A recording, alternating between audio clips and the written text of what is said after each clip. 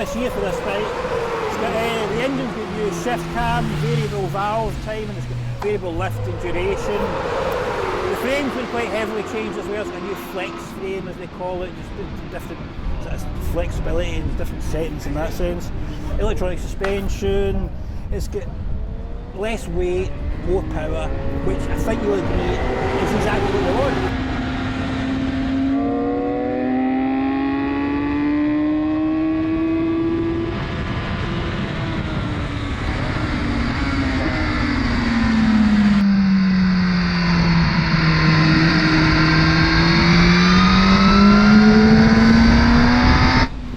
The big thing here today is the conditions. Luckily we've got some Bridgestone wets on, and they've bet that we could ride. You know, if we were here on normal tyres we would have a disaster of a day totally.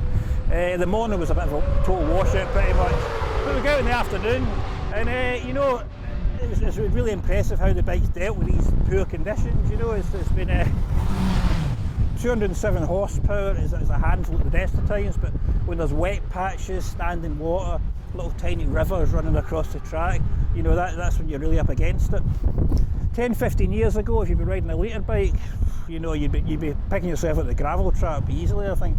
But we've got the safety nets on this, haven't we? We've got dynamic dampen control, electronic suspension, traction control, race ABS, and it's just they've just cranked all the settings up, you know, another few notches for this year.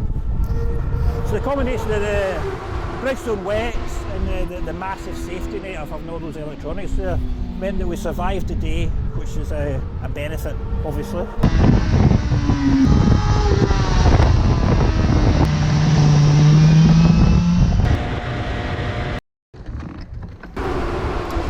We've got a lovely new colour LCD dash.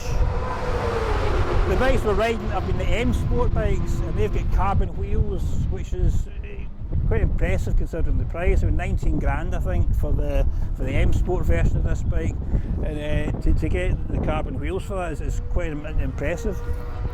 15 grand for the base model, and BMW UK is also doing a sport version at about 16.7, which is good, you know, it's a halfway house in terms of the performance.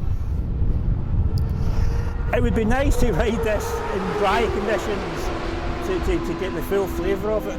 And I think when we go back to the UK, we'll be phoning BMW up and getting one to whiz around Brands GP or Silverstone and see what we think of it then.